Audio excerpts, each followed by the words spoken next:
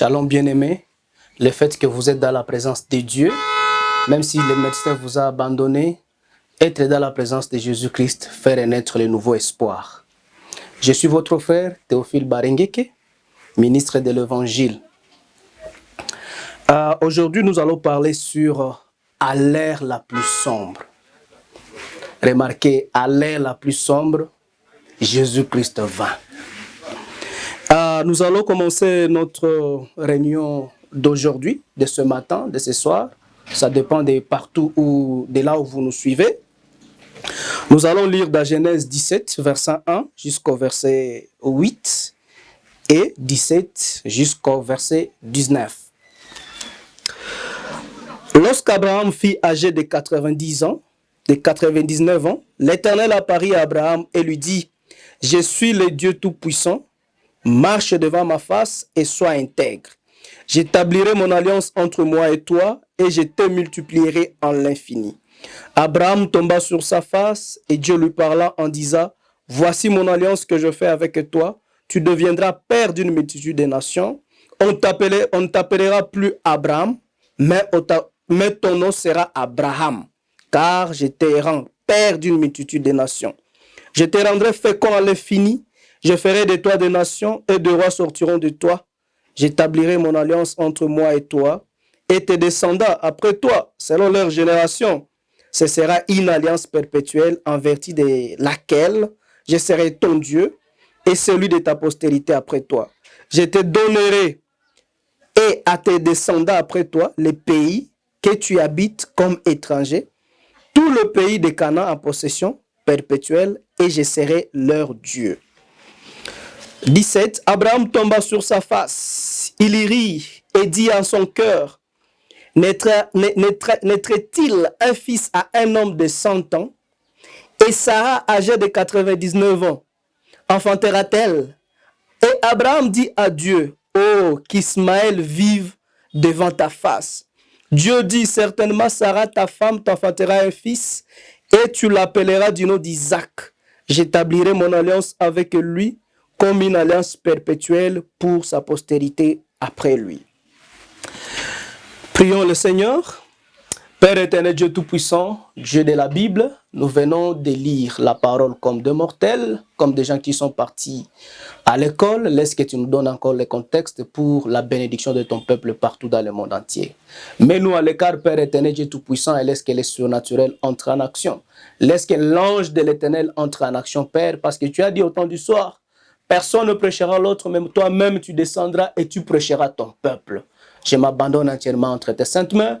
Mon frère, ma soeur, qui écoutera, Père éternel, Dieu Tout-Puissant, cette réunion, laisse qu'il soit aussi, Père éternel, Dieu Tout-Puissant, et qu'elle soit bénie au nom du Seigneur Jésus-Christ. C'est à ton nom glorieux du Seigneur Jésus-Christ que nous prions ainsi. Amen. Vraiment, le sujet de ce matin ou de ce soir, ça dépend de là où vous nous suivez, c'est à l'ère la plus sombre. À l'ère la plus sombre, Jésus vint. Vous allez vous demander comment nous disons à l'ère la plus sombre et Jésus vint. Et nous venons de lire l'histoire d'Abraham. La Bible dit, où Jésus dit: « Avant qu'Abraham fût, moi je suis. » Oh, ça veut dire que l'homme ou les anges qui ont visité Abraham, ils étaient au nombre de 3. Mais Abraham n'a pas dit « mes seigneurs », mais Abraham a dit « mon Seigneur ». Le même Seigneur, la Bible dit qu'il y a un seul Seigneur, un seul Dieu. Le Seigneur là, c'est le Seigneur Jésus-Christ, le Dieu qui visita Abraham. Oh, que Dieu vous bénisse, que Dieu vous bénisse richement. Maintenant, ici il est dit en Genèse 17, 1 à 8. Abraham, Dieu racontera à Abraham à 75 ans. Là, c'est dans Genèse 12, versets 4 à 6. Et Dieu lui parle de sa postérité déjà. Abraham, à 75 ans, n'avait pas encore d'enfant. Mais Dieu lui parle déjà de sa postérité.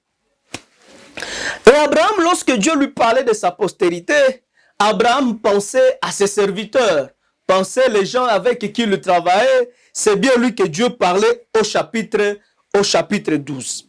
Lorsque nous arrivons par exemple au chapitre 17, Dieu dit à Abraham à 95 ans: « Je te multiplierai à l'infini. » je te rendrai père d'une multitude de nations.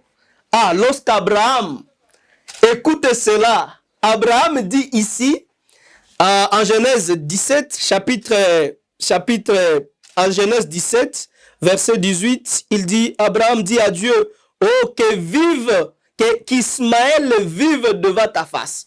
Parce qu'ici, au chapitre 17, Abraham était déjà avec le fils Ismaël. Et lorsque Dieu l'a fait la promesse, Abraham pensait que Dieu était en train de parler d'Ismaël. Mais remarquez, un homme de 100 ans, lorsqu'il a 100 ans, oh, Dieu dit à Abraham, je ne suis pas en train de parler d'Ismaël, mais je suis en train de parler d'une autre postérité. Et cette postérité-là, Sarah, ta femme, aura un enfant. Et tu lui donneras le nom d'Isaac. La Bible dit qu'Abraham tomba sur sa face. Il rit et dit à son cœur, naîtrait-il un fils à un homme de 100 ans? Ah, vraiment, Abraham avait déjà 100 ans. Et lui-même disait, est-ce que vraiment à 100 ans je peux donner un fils? Voilà pourquoi je vous dis, à l'ère la plus sombre, lorsque tu n'as plus d'espoir, lorsque tu as 100 ans, ton corps s'est déjà affaibli, c'est à ce moment-là que Dieu vient et il dit à Abraham, je te donnerai un fils. Gloire à Dieu. Oh, vous qui êtes dans le problème d'infertilité, le problème de maternité, peut-être vous avez déjà fait 2 ans, peut-être vous avez déjà fait 5 ans, peut-être vous avez déjà fait 20 ans, 25 ans. Je vous assure, c'est à l'heure la plus sombre, lorsqu'il n'y a plus d'espoir, que Jésus-Christ va venir. Et lorsque Jésus-Christ va venir, il ne va pas vous donner l'enfant dont vous avez besoin, mais il va vous donner maintenant une postérité. Parce que la Bible dit, ou soit Dieu était en train de dire à Abraham que je te multiplierai, je te donnerai une postérité. Ta postérité possédera le porte de ses ennemis. On a dit comme ça à Abraham, alors que Abraham n'avait pas encore d'enfant. Et Abraham pouvait penser qu'il fera beaucoup d'enfants. Il ne savait pas que sa postérité viendra à partir d'Isaac. Oh, que Dieu vous bénisse. Il y a également dans la Bible un homme qui aussi, ou soit une femme, qui aussi avait un problème de maternité comme ça. Mais cette femme, aussi à l'heure la plus sombre, elle ne s'attendait plus à cela. Mais Dieu est venu, le Seigneur Jésus-Christ est venu au travers de son serviteur et Dieu lui a donné un fils. Oh, lisons cela. C'est dans 2 Rois. C'est dans 2 Rois chapitre 4. 2 Rois chapitre 4, verset 14 jusqu'au verset 17. Là, on est en train de parler de la femme Sunamite. Cette femme qui n'avait pas d'enfant. Et la Bible dit que son mari était déjà vieux.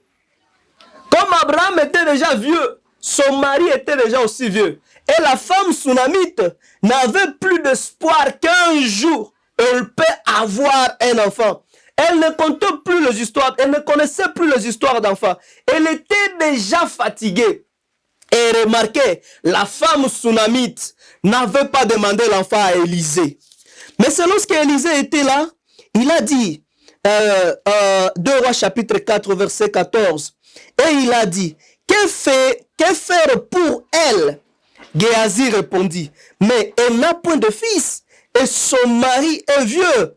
Et il dit, appelle-la. Géasi l'appela, et elle se présenta à la porte. Élisée lui dit, à cette même époque, l'année prochaine, tu embrasseras un fils. Et elle dit, non, mon Seigneur, homme de Dieu, ne te trompe pas de ta servante. Cette femme devait enceinte et elle enfanta un fils à la même époque, l'année suivante, comme Élisée lui a dit. J'aime cette expression qu'Élisée avait utilisée. À cette même époque, l'année prochaine, tu embrasseras un fils. C'est la même expression que Dieu, l'ange qui avait croisé Abraham, avait dit, Sarah, ta femme est en train de rire de l'autre côté. Mais je vous assure, à cette même époque, quand je viendrai encore, Sarah, ta femme, aura un fils. Et la femme sunamite n'avait pas cru. Pourquoi elle n'avait pas cru? Parce que son mari était déjà vieux. C'était déjà à l'ère la plus sombre. Mais Élisée avait dit, à l'année prochaine, à cette même époque, tu auras un fils. Vous allez dire, mais comment c'est Jésus qui vint chez la femme sunamite? La Bible dit que l'esprit qui était sur Élie, le même esprit était descendu sur Élisée. Or, l'esprit qui était sur Élie, c'est l'esprit de Christ. Selon Malachie 4. Lorsque dans Malachie 4, on dit que Élie le prophète viendra et il le ramènera. Dans le Nouveau Testament, cela nous montre que c'est Jean-Baptiste qui était venu. Mais comment Jean-Baptiste était encore Élie qui devait venir? C'est parce que Jean-Baptiste était animé par le même esprit qui était en Élie. Et l'esprit qui était en Élie, c'était l'esprit du Seigneur Jésus-Christ. C'était l'esprit de l'Éternel lui-même. Et cet esprit, en Élisée, était venu chez la femme sunamite et l'a donné la solution à son problème, qui était un problème de maternité. Mais cela ne s'est pas arrêté, cela ne s'est pas arrêté par là, mes frères. La femme sunamite, après que Dieu lui a donné son fils, un certain matin, son fils dit à son père, « Papa, j'ai des maux de tête. Je ne sais pas comment ça marche, mais je ne me sens pas bien. » Et après un certain moment, le fils que Dieu a donné à la femme sunamite était mort. La femme sunamite a dit, mais ce n'est pas moi qui ai demandé ce fils à Élisée. C'est Élisée lui-même qui s'est dit en lui-même que cette femme a besoin d'un fils. Maintenant, la femme sunamite a pris son fils, l'a déposé dans la chambre haute. Il est parti directement chercher Élisée. Oh, Élisée a dit, lorsque la femme sunamite est venue, Élisée a demandé à la femme sunamite, est-ce qu'il y a un problème? Tu vas bien? Est-ce que ton mari va bien? Est-ce que ton fils va bien? J'aime la réponse de la femme sunamite. La femme sunamite a dit, tout va bien, alors qu'elle était dans le problème. Oh, à l'heure la plus sombre, alors que la femme sunamite ne savait pas quoi faire, elle est partie chez Élisée, afin que Élisée puisse donner la vie à son fils, parce que ce n'est pas elle qui a demandé le fils. Gloire à Dieu. Mais qu'est-ce qui s'est passé? Élisée a donné son bateau à Géasi, afin qu'il puisse aller déposer le bateau sur maintenant le fils, afin que le fils puisse retrouver la vie. Mais cela n'a pas tenu. Il a fallu la présence de Jésus lui-même dans son prophète Élisée pour amener les nouveaux espoirs. Parce qu'il n'y avait plus l'espoir dans la maison de la femme sunamite. Tout le monde préparait déjà un deuil. Mais lorsque Élisée est venu, il a eu une conduite. Il s'est allongé sur l'enfant, la bouche sur la bouche, les yeux sur les yeux, le corps sur le corps. Et il a communiqué une énergie sur l'enfant. Il a commencé maintenant à contourner. Il a commencé à contourner dans la salle. Lorsque Élisée contournait dans la salle, la Bible dit que l'enfant a toussé cette fois. Ah, le chiffre 7, c'est le chiffre de la délivrance. Lorsqu'on arrive déjà au chiffre 7, ça veut dire Dieu lui-même descend pour venir délivrer, pour venir amener des solutions aux problèmes qui sont là. Lorsqu'il a toussé une fois, deux fois, il ne s'est pas réveillé. Mais l'enfant s'est réveillé lorsqu'il a toussé 7 fois. Et Élisée a dit, femme, viens prendre ton fils. L'enfant était déjà ressuscité. Mais c'était aussi à l'ère la plus sombre. La femme ne savait pas quoi faire. Mais Jésus est venu sous forme de son prophète Élisée. Et il a donné la vie à cet enfant. Oh, gloire à Dieu. Car Jésus-Christ, le Jéhovah de l'Ancien Testament, qui est le Jésus-Christ du Nouveau Testament, arrive dans ton heure la plus sombre, la mort change en vie. Oh, merci Seigneur. La mort change en vie lorsque Dieu vient. Je me rappelle d'un homme qui était même l'ami du Seigneur. Cet homme était l'ami du Seigneur. L'homme était tombé malade. Lorsque l'homme était tombé malade, ses sœurs ont envoyé des messages à Jésus. Ils ont dit, Jésus, allez appeler-nous Jésus. Dis à Jésus que notre frère est malade. Il est souffrant. Et Jésus, là où il était, il connaissait déjà que quelque chose ne marchait pas à la maison. Jésus était parti évangéliser. Oh, on l'a envoyé des messagers, ils sont venus, ils ont dit, ton ami est malade. Au lieu que Jésus rentre pour aller voir son ami qui était malade, Jésus a continué encore avec le voyage. Pourquoi? Parce que Jésus devait attendre les heures pendant lesquelles il vient. Les heures pendant lesquelles Jésus vient, ce sont les heures toujours sombres. Oh, 4 jours étaient passés. Lazare était mort. Lorsque Lazare était mort, on a encore envoyé un message à Jésus. On a dit à Jésus, ton ami est mort. Et avant qu'on envoie encore de messagers, Jésus lui-même commençait à dire à ses disciples, Lazare s'endort. Ah, mais les disciples ont compris que peut-être Lazare dort normalement comme tout le monde peut dormir. Comme les disciples n'ont pas compris, Jésus a insisté, il a dit, Lazare est mort. Et après cela, les messagers sont venus. Après 4 jours, maintenant Jésus est revenu. Lorsque Jésus revient, c'est dans Jean 11, chapitre 17 jusqu'au chapitre... C'est dans Jean chapitre 17, Jean chapitre 11, verset 17 jusqu'au verset 23, que Jésus arrive.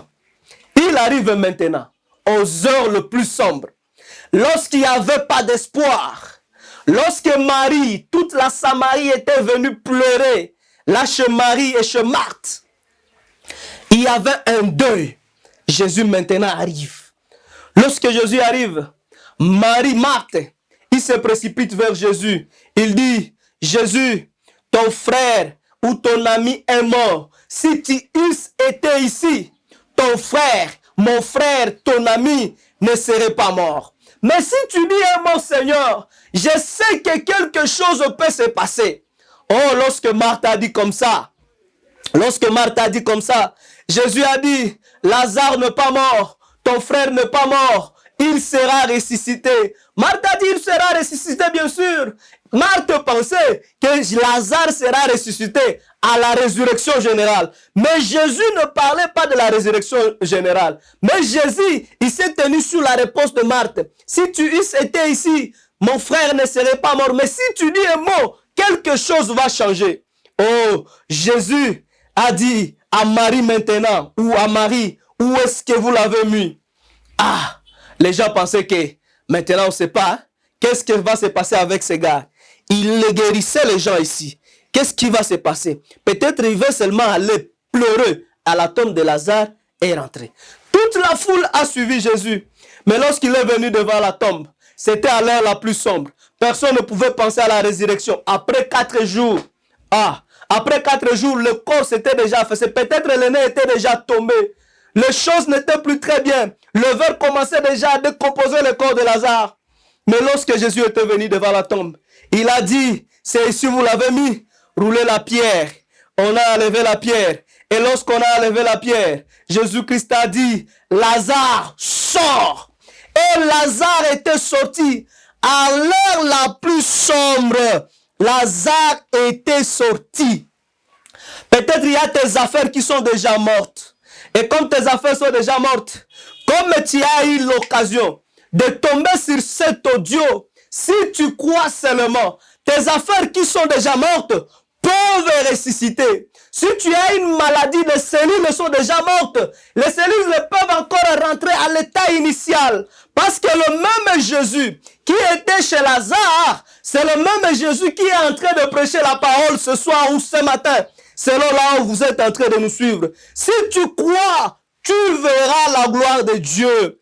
Oh, peut-être dans ta vie, il y a des tempêtes. Tu ne sais pas par où toucher. Peut-être on t'a chassé du boulot. Peut-être tu es dans le chômage. Je te rappelle, ce matin ou ce soir, que lorsque Jésus vient, il l'amène ou il change le désespoir en espoir. Il change le chômage en boulot. Il change les fertilités en fertilité. Il change tout ce qui ne va pas à quelque chose de normal. Oh, je peux lire en Luc 8, en Luc 8, 22 à 24. Alors que les disciples étaient dans la barque, il y avait beaucoup de tempêtes. Et Jésus s'endormait. Jésus s'endormait. Il s'endormait. Tout le monde commençait à crier. Oh maître, oh maître. Il y avait des tempêtes. Peut-être tu es aussi dans des tempêtes. Mais je t'assure que Jésus n'est pas loin de toi. Il est à côté de toi. Si tu crois seulement, tu verras la gloire de Dieu. Tes tempêtes peuvent changer à un calme au nom du Seigneur Jésus-Christ. Si le Seigneur Jésus-Christ avait changé les tempêtes au temps des apôtres à un calme, il peut aussi changer les tempêtes de ta vie à un calme au nom du Seigneur Jésus-Christ. Oh, peut-être tu es en manque d'argent. Tu te dis comment est-ce que je veux vivre dans cette ville. Je t'assure, Dieu est capable de te donner une formule, peut-être pour créer un produit que tu ne savais pas. Oh, il y a un frère qui s'appelle Colgate. Oh, aujourd'hui on peut rester avec le Colgate. Mais c'est un frère qui ne savait pas quoi faire. Il était en train de se demander comment je vais vivre dans cette ville. Mais lorsqu'il va devant le prophète, lorsqu'il va à l'église un jour, on lui a dit fais ceci et cela. Tu vas trouver une formule. Et il est parti, il a expérimenté. Aujourd'hui, on a le Colgate. Il était dans les tempêtes, mais les choses ont changé car il était dans la présence de Dieu. Merci Seigneur, dans la présence de Dieu, les désespoirs changent en espoir. Un jour, les disciples avaient fait l'erreur de laisser Jésus, d'aller dans la barque en laissant Jésus. Je t'assure, c'est une erreur de laisser Jésus. Mieux vaut être dans la barque avec Jésus. Le jour où ils étaient dans la barque avec Jésus, Jésus a fait calmer la tempête. Maintenant, ils sont partis sans Jésus. Il y a encore la tempête dans la barque. Oh, ceux qui commençaient à ramer. Oh, ceux qui commençaient à ramer, c'était déjà difficile. Ils ont commencé à crier. Oh, nous mourrons. Jésus n'était pas là. Mais Jésus, là où il était loin en prière dans les montagnes, il a écouté la prière de Pierre, le cri de Pierre. Pierre a dit, Seigneur, nous mourrons. Oh, lorsqu'il a écouté cela, le Seigneur s'est précipité. Il a commencé à marcher sous l'eau. Ça aussi, c'est une erreur que les gens commettent. Lorsqu'ils sont dans le moment le plus sombre de leur vie, lorsque Jésus apparaît, ils ont encore peur. Les disciples ont eu peur de Jésus. Ils ont pensé que c'était un fantôme. Ils ont pensé que c'était un mauvais esprit. Mais Jésus-Christ était déjà là. Et lorsque Jésus était là, il a changé le désespoir des disciples en espoir. Toute la tempête est changée ou était changée en accalmie. Tout est rentré dans l'état normal. Et Pierre a dit, Seigneur, si c'est toi, permets que je marche aussi au-dessus des eaux. Pierre a commencé à marcher au-dessus des eaux. Pierre avait trouvé déjà la solution à son problème. Pierre disait, oui, c'est lui. Mais comme la vague, il y avait beaucoup de tempêtes, il y avait beaucoup de vagues. Oh, Pierre a commencé à douter. Et lorsque Pierre a commencé à douter, il a commencé encore à s'enfoncer. Si tu doutes de cette parole, tu ne vas pas trouver la solution. Mais si tu la prends, si tu la crois, tu vas trouver certainement la solution. Parce que c'est à l'heure la plus sombre que Jésus vient. Oh, gloire à Dieu. Gloire à Dieu. Peut-être tu es malade. Peut-être tu as le cancer. Peut-être tu es dans un problème. Le médecin t'a déjà dit, rentre à la maison. Comme tu es tombé sur cette vidéo, tu es tombé déjà dans la présence de Dieu. Profite de cette vidéo pour dire que moi je refuse cette maladie. Pour dire que moi je refuse ce mauvais état. Pour dire que moi je refuse le chômage. Pour dire que moi je refuse tout ce qui est anormal. Oh, comprenez que lorsque Jésus-Christ vient, il change l'état qui était anormal à un état normal. La Bible dit que Jésus-Christ n'est jamais passé quelque part et laissé l'histoire comme ça. Lorsqu'il était venu dans un deuil alors qu'il n'y avait pas le vin, il a créé le vin, il a changé l'eau en vin. Les gens étaient là, il était dans le désespoir, le vin est déjà fini, mais lorsqu'il est venu, il a apporté la solution. Le Seigneur Jésus-Christ est la solution qui ne manque jamais, qui ne manque pas. Il est le Dieu qui ne manque pas en cas de détresse.